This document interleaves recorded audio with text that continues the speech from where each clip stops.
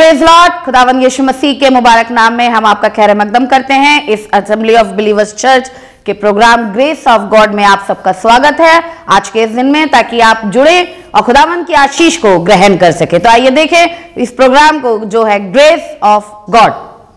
Praise the Lord, hallelujah. खुदावंद यीशु मसीह के कय्यूम नाम में खूबसूरत सलाम आपके पास तक पहुंचे। Assembly of believers church Shakarpur की जानिब से आपके हजूरी में आए, ताकि खुदा के कलाम से आपके साथ वाबस्ता होकर खुदा के नाम को और भी मुबारक कह पाए। मेरी दिली तमन्ना है खुदावन आपको बहुत बरकत दे, जलाल का वसीला बनाए, कलाम के सुनने से आपकी जिंदगी बदले, तो कलाम के सुनने से आपके घर की मुश्किलातें हल हो जाएं, कलाम के सुनने से बीमारियां चली जाएं, क्योंकि ये जिंदा कलाम है।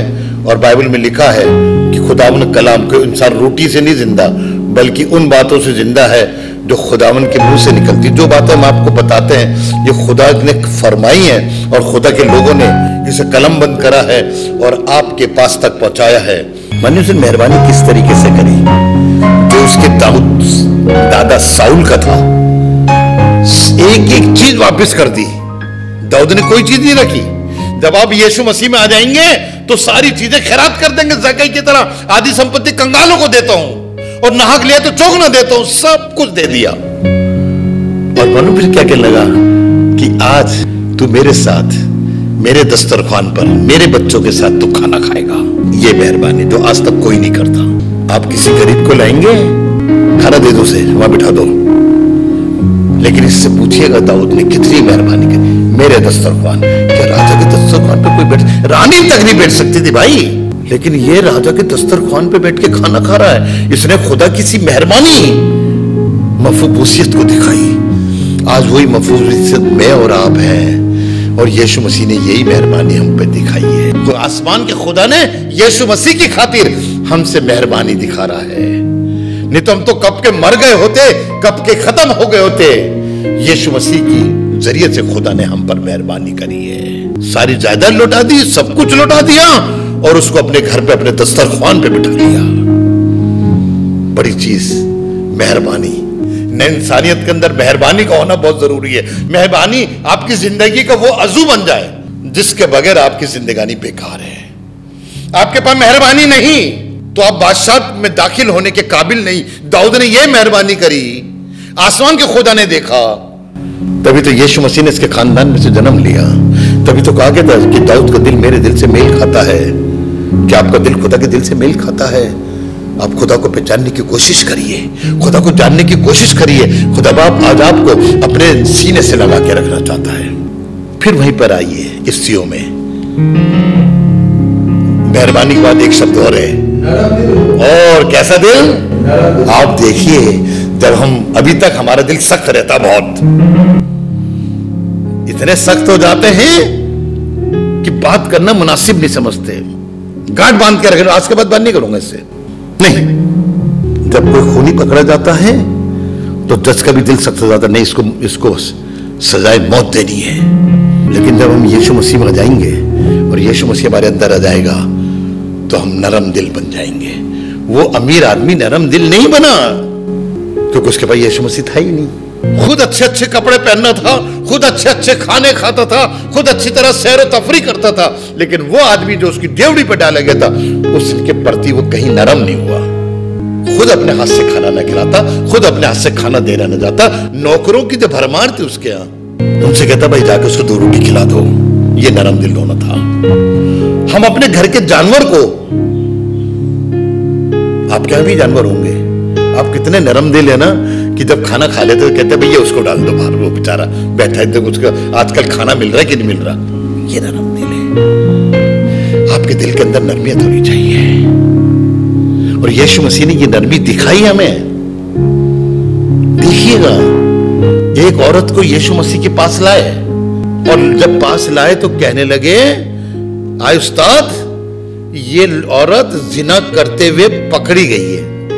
लफ्जों पर गौर करिएगा, ये औरत जिना करते हुए पकड़ी गई है। किसके साथ जिना कर रही थी? ये अकेली जिना कर रही थी, उसको नहीं लाए, ये इस औरत को लाए, क्योंकि शायद ये जो वैश्या थी,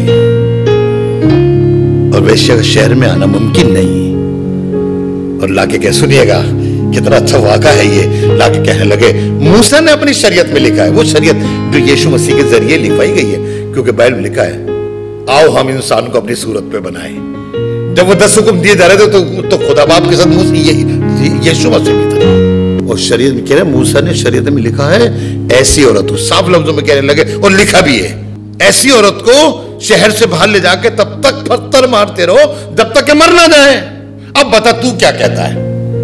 अब देखिएगा यीशु मसीह तो नरमी का पैगाम दे रहा है। बाइबल नहीं, दुनिया के अंदर मैंने ऐसे लोग देखे जो मुंह से कुछ कहते हैं और करते कुछ हैं, लेकिन यीशु मसीह ने जो मुंह से कहा वो करके भी दिखाया। अगर यीशु मसीह ने कहा था नरम दिल बनो, तो उसने इस औरत के साथ करके दिखाया। कहना ठीक है, बिल्कुल सही है, मारो पत्थर इसे, लेकिन पहला पत्थर वो मारे जिसने कोई गुनाह ना किया हो। ठीक, यीशु मसीह बैठ के लिखने लगा, वहां कोई था ही नहीं ऐसा कि जो गुनाह ना किया हो। और आप जानते गुनाह की मजदूरी मौत है, बाइबल शरीयत में ही लिखा। अगर वो शरीयत की बात कर रहे थे, शरीयत में ही लिखा है गुनाह की मजदूरी मौत है। सबको अपने गुनाह याद आए और किसी ने पत्थर नहीं मारा, सब चुपचाप से चले गए। सैकड़ों लोग होंगे। कुछ देर के बाद यीशु मसीह ने अपने सर ऊंचा उठाया और देखा कहां गए आदमी, लेकिन वो लड़की खड़ी थी। उससे पूछा कहां है, कहने सब चले गए, कि किसी ने पत्थर नहीं मारा, कि नहीं। अब यीशु मसीह तो खुदा है, कह सकता था तूने गलत काम करा, कुछ भी कह सकता था, उसका सजा दे सकता था। मालूम क्या कहा, जा ये नरम दिली, ओफो, शरीयत का लिखने वाला। तभी तो कह रहा मैं शरीयत को पूरा करने आया हूं, शरीयत को खत्म करने नहीं आया। और शरीयत के लिखने वाला कहने लगा जा, मैं भी तुझे कुछ नहीं कहता। कितना अच्छा लगता ना जब आप चोर के कटघरे पे खड़े हो और जज कहे जाओ जाओ इसे माफ कर दो, जाओ भाई साहब बरी करते हैं इसे। यीशु मसीह ने कहा जा मैं भी तुझे कुछ नहीं कहता, हाँ लेकिन एक बात सुन, आज के बाद ये काम मत करना। यह नरम दिली। उस आदमी ने नरम दिली नहीं करी, उस गरीब आदमी को खाना तक निकला। उस गरीब आदमी को उसने हकीम तक को नहीं देखा। हकीम को बुला लेता, हकीम साहब जरा देखना इसके नासूर हो रहे, जरा इसके लिए कोई दवा पट्टी बांध दो। अरे तुझसे अच्छा तो वो सामरी आदमी था जिसने एक आदमी को उठाया, जो जिसको डाकू मार के छोड़ गए थे, उसको उठा के सराय में ले गया, उसके उसने दवाई करवाई, उसने वहां के मालिक को उसको पैसे दिए और कहने लगा अगर कुछ ज्यादा खर्च होगा तो मैं फिर आके दूंगा। नरम दिली। जब आप नई इंसानियत पहलेंगे तो सबसे पहला काम क्या करेंगे, आप मेहरबानी करेंगे, और मेहरबानी करने के बाद आप नरम बन जाएंगे। नरम बनने का एक बहुत अच्छा तरीका है। आप नरम कैसे बन सकते हैं, जब आपके जीवन में फल आने लगेंगे आप नरम बनने लगेंगे। सूखे पेड़ की डाली कभी नरम नहीं होती है, उसे लोग मोड़ेंगे तो खट से टूट जाएगी, लेकिन फलों से भरी डाली, हरे पेड़ की डाली कितना ही मोड़ लो मुड़ेगी लेकिन टूटेगी नहीं। इसी तरह आपको एक फलवंत पेड़ बनना है ताकि आप नरम दिल बन जाएं। मेहरबानी तो आप दिखाएंगे, लेकिन नरम दिली भी तो दिखाइए। नरम दिली कैसे कहते हैं, एक तरफ से आउट ऑफ वे जाके काम करना है, आउट ऑफ वे जाके, जैसे यीशु मसीह ने उस औरत के साथ आउट ऑफ वे जाके काम करा, ऐसे यीशु मसीह ने उस डाकू के साथ आउट ऑफ वे जाके काम करा और कहने लगा आज ही मेरे साथ फिरदौस में होगा। यह था नरम दिली। जबकि वो डाकू अपने आप को गुनहगार मानना था। आपको भी ऐसी नरम दिली अपनानी जैसे यीशु मसीह ने। और ये तब आप अपनाएंगे जब यीशु मसीह आपके अंदर होगा, और ये तब होगा जब आप यीशु मसीह को पहन लेंगे। जब आप यीशु मसीह को पहन लेंगे तो कोई दूसरा नहीं दिखेगा आपकी जिंदगी से, यीशु मसीह दिखेगा। आप नरम दिल बन जाइए। आपको याद होगा यीशु मसीह ने एक तमसील सुनाई थी कि एक लड़का अपने बाप से लड़के वो अपना हिस्सा लेके चला गया और जब भूखा मरने लगा, अब देखिएगा बाप को गुस्सा आ रहा होगा, मेरे जीते ही सारा लोग। और जब वापस आ रहा था तो बाप ने दूर से देख लिया था, फटे कपड़े हैं, लाल टपक रही है, बाल लंबे हो गए हैं, पाँव में जूती भी नहीं है। तो उस बाप को इतनी नरम दिली आई, इससे पेशतर वो वहां तक आता बाप तो ये नरम दिली थी कि अगर आपका दुश्मन आपको दिख जाए, आप ये मत कहिए वो आपसे गिड़गड़ाए, आपके पास आए, आपसे माफी मांगे, आपसे कहा भैया मुझसे गलत काम हो गया। नहीं नहीं नहीं, उसको एहसास ही होने नहीं दीजिए कि तूने गलत करा। दौड़ के जाइए और जाके उसको गले से लगा ली। ये नरम दिली है। क्या आज तक हम लोगों ने करा ऐसा? पहले आप देखें, खुदा की मेहरबानी दिखाइए। जब ये तब होगा जब यीशु मसीह आपके पास होगा। ये तब होगा जब यीशु मसीह आपके पास होगा, आप मेहरबानी दिखाएंगे और नरम दिली दिखाएंगे। उस आयत को जरा पूरा कर दे। बड़ी देखिए, तीसरी चीज है ये। पहली मेहरबानी, दूसरी नरम दिली, और तीसरी जिस तरह मसीह यीशु ने तुम्हारे कसूर माफ किए तुम भी। अरे भैया तभी तो करो जब आप यीशु मसीह को पहन लोगे। आपने अभी तक यीशु मसीह को पहना ही नहीं है, तभी तो आप किसी के कसूर माफ नहीं कर रहे। लोगों ने गलतियां करी आपके साथ, आपको रुपया लेके आपको रुपया नहीं दिया है, आपके मुंह पे थूक दिया है, आपसे मुंहजोरी करी है, आपको बद्दुआएं दी हैं, आपकी बेइज्जती करी है, आपको पुलिस थाने के अंदर पकड़वा दिया है। तो मेरा और आपका फर्ज है कि हम एक दूसरे के कसूर माफ करें। खुदा बाप ने कहा था अपने लोगों के कसूरों को माफ करना, अपने बाप से दुआ करना, आए खुदा तू हमारे कसूर माफ कर दे, क्योंकि हम भी अपने लोगों के कसूर माफ करते हैं। क्योंकि बाइबल में लिखा है जब तक तुम्हारे कसूर माफ नहीं होंगे, बड़े ध्यान सुनिएगा, बाइबल पौलुस बता रहा था जब तक तुम्हारे कसूर माफ नहीं होंगे तो तुम खुदा की बादशाहत में दाखिल नहीं होगे। जब आप आसमान पे गए, आप बहुत अच्छे इंसान हैं, आप गए आसमान पे, आप तख्त के सामने खड़े हो गए। आपको पता है ना कि आखिरत के दिनों में जब हम यीशु मसीह के तख्त के सामने खड़े होंगे तो कलाम बताता है किताबें खोली जाएंगी। एक किताब स्पेशली है जिसमें नाम लिखा होगा तो आप बादशाहत में जाएंगे, और नाम नहीं लिखा होगा तो आप बादशाहत में नहीं जाएंगे, जिसे कहते हैं हिंदी में जीवन की पुस्तक, उर्दू में किताब हयात, या अंग्रेजी में बुक ऑफ लाइफ। हम चर्च में नाम लिखवाना बड़ा समझते, हम उस वाले चर्च के मेंबर हैं जो अंग्रेज बना के गए थे आज से 200 साल 300 साल पहले। भैया मैं इतने बड़े वाले चर्च का मेंबर नहीं हूं, मैं तो जहां पे यीशु मसीह पैदा हुआ था वो चढ़नी उस टाइप का वहां का मेंबर हूं। बाइबल में लिखा था कि बेटा अपने नाम आसमान की किताब में लिखवाना, कसूर माफ करना। अगर आपने कसूर माफ किताब खोली गई, उसमें देखा गया कि तुमने इसका कसूर माफ नहीं करे, तो क्या हुआ? ले जाओ इसे, उठा के वहां फेंक दो जहां पे रोना और दांतों का पीसना। आपने बड़े अच्छे काम करे, आप तख्त के सामने पहुंच गए, लेकिन आपने छोटा सा काम ना करके सारे किए कराए पे पानी फेर दिया।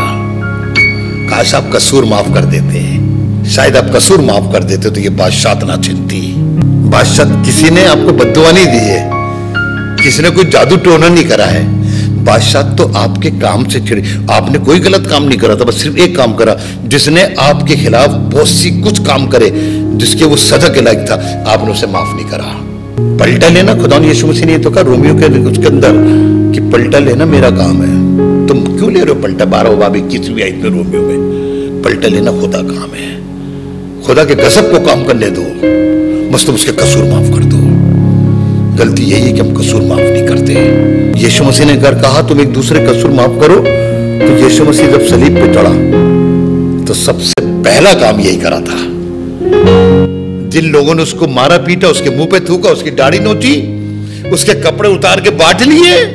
देखिए खुदावन की एक एक चीज कितनी कीमती थी। कोई कैदी की कपड़े बांटता है? सोचिएगा, वो तो उठा के बाहर फेंक दी जाती है। वहां पे कपड़ों पे कुर्रा डाला, कौन लेगा?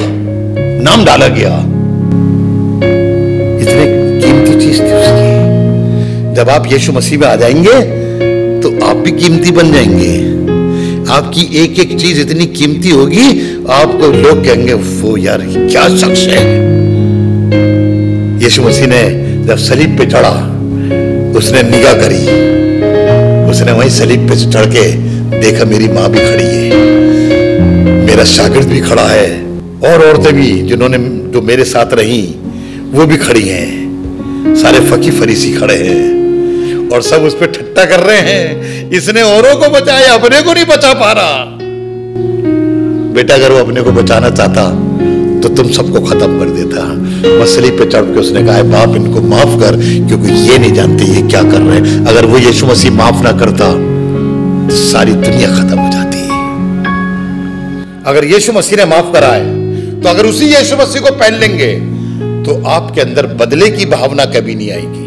बदले की भावना कभी नहीं आएगी, सिर्फ आपके अंदर एक माफी की भावना होगी, एक दूसरे को माफ कर देना। जब आप माफ कर देंगे तो आसमान पर खुदा भी आपको माफ कर देगा।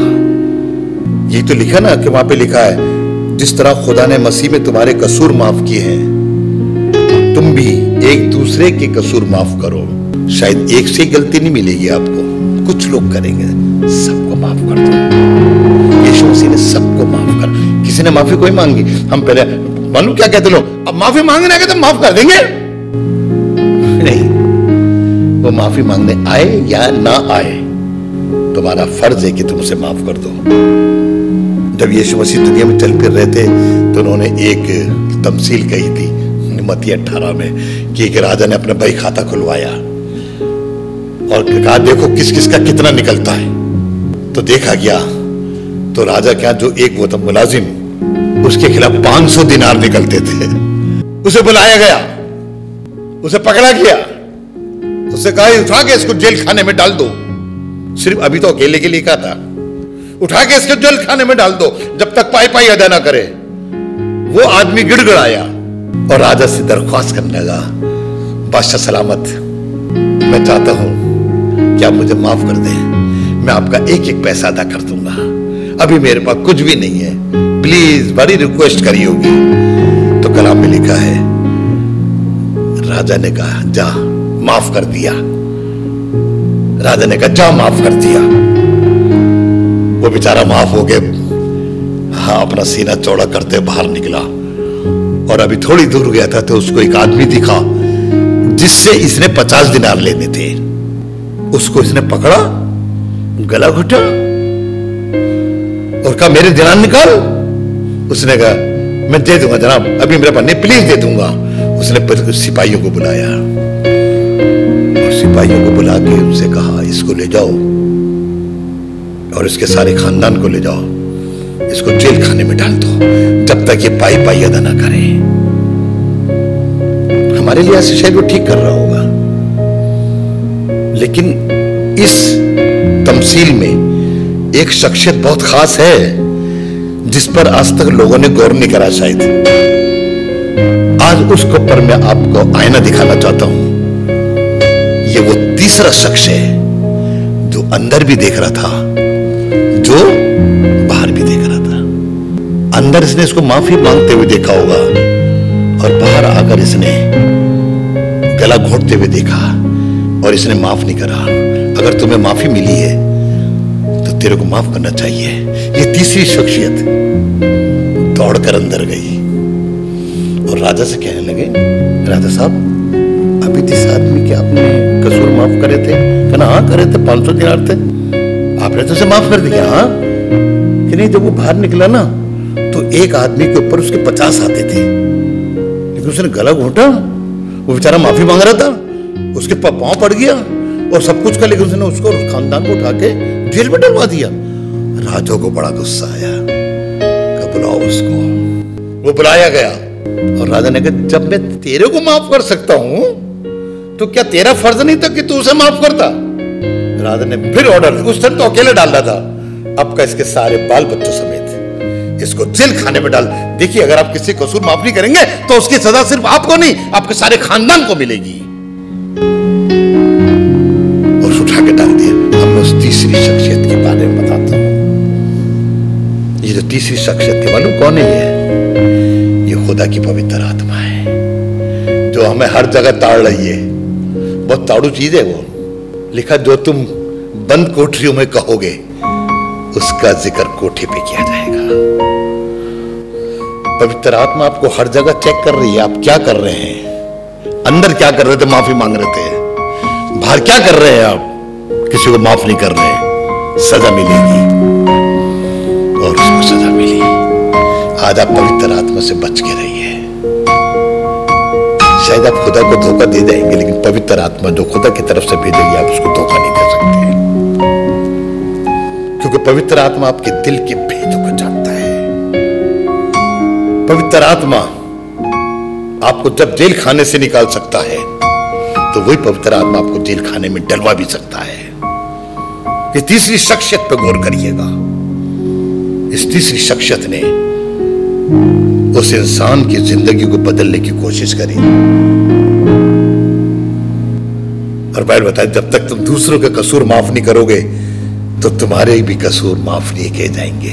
तभी 5वें बाब की पहली लाइन पढ़िएगा, वही इफिसियों की, उसमें एक लाइन बहुत अच्छी तभी लिखा, बस खुदा के अजीज फर्जंदों की तरह किसकी मानिंद बनो? खुदा की मानिंद। हम किसकी मानिंद बन रहे? आपको कोई हीरो बड़ा अच्छा लगता है, आप उसकी मानिंद बनना चाहते हैं। आपको कोई हीरोइन बड़ी अच्छी लगती है, आप उसकी मानिंद बनना चाहते हैं। आप क्या पतरस की मानिंद बने? आप पौलुस की मानिंद बन रहे हैं। और बाइबल बताती है बस अजीज फर्जंदों की तरह खुदा की मानिंद बनो। जैसे उसने माफ करा हम भी दूसरों को माफ करें।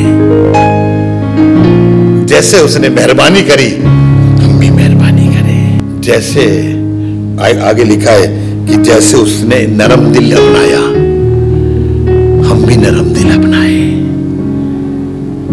वो तो कह रहे थे, यहूदा इस्करियोती और शमौन कोढ़ी कह रहे थे, देखिए इनका दिल कितना सख्त था, कहना इतना महंगा इतर बेकार कर दिया। नरम दिल नहीं थे। यीशु मसीह ने कहा, शमौन किसी के थोड़े गुनाह हो किसी के ज्यादा गुनाह हो और दोनों को माफ कर दिया जाए तो कौन सबसे ज्यादा खुश होगा? कहना वही जिसके ज्यादा है। तो यीशु मसीह ने कहा ये औरत वही है। देखो खुदा ने यीशु कितना नरम दिल बना उसके और मेहरबानी भी दिखाई। और उसके देखो तीनों चीज उस औरत के ऊपर आयद होती हैं। खुदा पहले तो मेहरबानी दिखाई। कैसे मेहरबानी? वो रो रही है, खुदा ने कुछ नहीं कहा, टोका नहीं, वो अपने बालों से उसके पांव पोंछ रही तब भी कुछ नहीं कहा। नरम दिल मालूम है, नरम दिल बना और कहने लगा तूने मेरे हाथ और पांव धोने के लिए पानी नहीं दिए, इसने अपने आंसू से मेरे पांव धो दिए। और तूने तौलिया भी नहीं दिया, इसने अपने बालों से पहुंच डाले। और देख इसने तो कीमती हीरा डाला, इसने मेरे को मसा किया। मौत के लिए तैयारी जैसे कहा जाता है। तो खुदा बाप ने सिर्फ नरम दिली नहीं दिखाई, मेहरबानी ही नहीं दिखाई। कलाम में लिखा है खुदा ने कहा जहां जहां मेरे नाम का प्रचार होगा इसका भी जिक्र किया जाएगा। ये देखिए सारे कसूर माफ कर दिए। आज खुदा बाप आपके भी कसूर माफ करना चाहता है। आज खुदा बाप आपके प्रति नरम दिली दिखाना चाहता है, मेहरबानी दिखाना चाहता है। तो इसलिए जरूरी है you check thyself, you are in Jesus Christ और नॉट। आज इस लाइन को अपने जहन में गौर करिए, क्या मेरे अंदर यीशु मसीह है? मैं इतने सालों से, जैसे मैं 68 साल का हो गया हूं, मैं चेक करूं कि मैं 68 साल से यीशु मसीह मेरे पास है। और अगर आपको कहीं शक व शुबा होता है तो आज आपको बताना चाहता हूं, यीशु मसीह को अपने जीवन में घर में नहीं जीवन में लाने की कोशिश कर। अगर जक्कई उसे अपने घर में लाता तो यारा काम ना करता जो उसके साथ हुआ। जक्कई ने काम कर अपने जीवन में, घर में तो लेकर आया लेकिन अपने जीवन में लाया, और जीवन में आते उसने सारी चीजें खराब कर दी, अपने पास कुछ नहीं रखा। यही तो खुदा चाहता है, आप अपना जीवन खुदा को दे दीजिए। यीशु मसीह आपका मालिक बन जाए, क्योंकि यीशु मसीह ने खुद कहा मैं तेरे दिल के दरवाजे पर खड़ा हुआ खटखटा रहा हूं, जो मेरे लिए द्वार खोलेगा मैं उसके साथ अंदर आकर रिफाकत रखूंगा। आप दरवाजा खोल लें उसके लिए, कोशिश करिए कि आप दरवाजा खोल दें, यीशु की मानिंद बनिए। क्योंकि यीशु मसीह जन्नत के दरवाजे पे खड़ा है और वहां पे खड़े होकर आपको अंदर बुला रहा है और कहेगा आए मेरे बाप के मुबारक लोगों, उस बादशाहत में दाखिल हो जाओ जो बनाए आलम से पेशतर तुम्हारे लिए बनाए गए। क्या आप दरवाजा खोल रहे हैं उसके लिए? आप दरवाजा खोलेंगे वो आपके लिए दरवाजा खोलेगा। गलती आप ये कर रहे हैं, आप बहुतों के लिए दरवाजा खोलते हैं, अपने रिश्तेदारों के लिए दरवाजा खोलते हैं। क्या आपने खुदा के लिए दरवाजा खोला? क्योंकि अब जो मसीह यीशु में, ध्यान से सुनिएगा, अब जो मसीह यीशु में है वो नई मखलूक है। You are a new creation. पुरानी चीजें जाती रही, अब पुरानी चीजें वाला नहीं है। आए आग आसमान पे से आजा, इन 50 को खत्म कर दे। एक बार नहीं 2 बार खत्म कर दिया। आए रीछनिया तुम अंदर से आओ जंगल में से, और 42 बच्चों को खा गए ना। अब वाली मखलूक नहीं बनना, आज हमने मेहरबान बनना है, नरम दिल बनना है और माफ करना है। तभी आप खुदा की मानिंद बनेंगे। खुदा बाप आपको बरकत देना चाहता है। आज इस बात को अपने जहन में नक्श करिएगा। क्या खुदावन में आज आपके साथ तेरे जैसा बनना चाहता हूं, तो मुझे बरकत दे। आइए हम आपके लिए दुआ करें। आज की इस खूबसूरत सुबह में जब आपने खुदा के कलाम को सुना, और मैं जानता हूं ये खुदा का कलाम आपको रोज बरोज याद दिलाएगा कि बेटा यीशु मसीह की मानद बन जा, बेटा यीशु मसीह की मानद बन जा।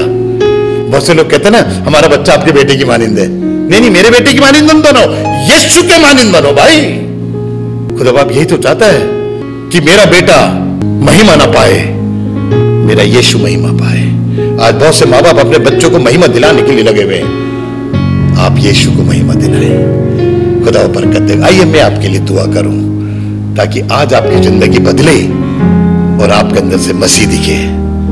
आप ना दिखे, आपका क्या नाम है I don't know, you are Jacob, you are Benjamin, you are Newton, you are Joseph, so and so, लेकिन आपके अंदर से यीशु मसीह दिखे।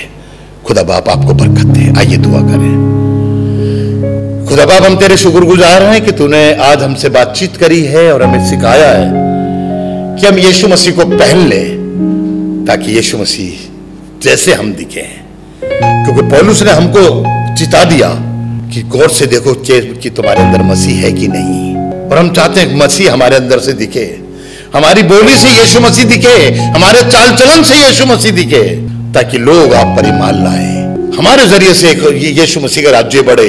हम बहुत से लोगों को तेरे पीछे लाने वाले बने। यीशु मसीह जितनों ने कलाम सुना है इनको अपने पीछे चला। किसी इंसान को महिमा न मिले, किसी बच्चे को महिमा न मिले, यीशु मसीह तुझे महिमा मिले, ताकि तू बड़े खुदावन, हम घटे और आपकी मर्जी हम सबसे पूरी हो। सबको तेरे हाथों में सौंप। अगर किसी के घर में कोई बद इंतजामी है, किसी औरत और आदमी में इख्तिलाफ है, सब हल हो जाए खुदा बन। आज औरत परेशान है, इसका आदमी छोड़ के चला गया। आज आदमी परेशान है, उसकी औरत छोड़ के अपने घर चली गई। सबका मेल करा दे, सबको यीशु मसीह तू अपना जैसा बना दे, ताकि तेरा नाम जलाल पाए। यीशु मसीह के नाम से मांगते हैं, आमीन आमीन। खुदा आपको बरकत दे। Praise the Lord. उम्मीद है कि आज आपने जरूर बरकत को हासिल किया होगा और खुदावंद ने आपको आशीष दी होगी। हम चाहेंगे कि आप हमसे संपर्क करें। अगर आप किसी भी तरीके की सहायता करना चाहते हैं, दुआएं हैं आपके पास, प्रार्थनाएं हैं, तो जरूर आप हमसे संपर्क करें। हमारा पता और हमारे नंबर्स आपके पास पहुंच चुके हैं। आप इनके द्वारा हमसे कांटेक्ट कर सकते हैं ताकि हम दुआओं में और आपके साथ मिलकर खुदावंद की महिमा में आगे बढ़ सके। Praise the Lord. खुदा आप सबको बहुत आशीष दे। हमारा एड्रेस है assembly of believers church, S410 street number 11, school block, Shakarpur, Delhi 110092। और अगर आप हमसे फोन पे कांटेक्ट करना चाहते हैं तो हमारे नंबर हैं 8527158740 और दूसरा नंबर है 9891358387। इसके अलावा 9891152423